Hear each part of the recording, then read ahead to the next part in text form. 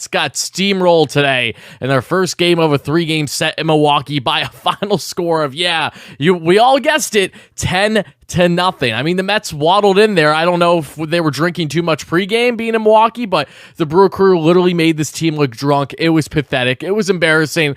The Mets just finished one of the worst games I've seen the team play in the last 3 years. It was an awful game, but that's not the point of this video.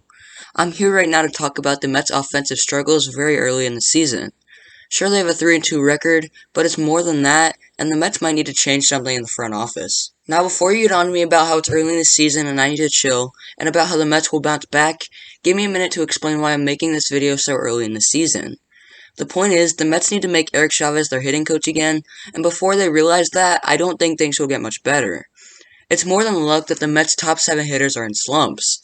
For example, the highest batting average on the Mets right now is by Starling Marte, and he's hitting .278. That's not bad, but it gets a lot worse. Second on the team is Mark Canha, and he's hitting .235.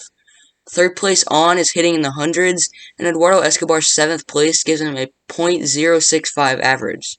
Over the offseason, the Mets hired Jeremy Barnes to be their hitting coach and moved the 2022 hitting coach Eric Chavez to be the bench coach. Well, since they are built on getting on base and getting hits, they might want to be higher than 13th and 19th in batting average and on base percentage respectively. I hope that the front office will at least acknowledge this struggle and consider moving Chavez back to his old spot, or at least ask him to, but one thing's for sure. The Mets cannot sustain this low amount of production and need to start hitting better or else the fans will go nuts.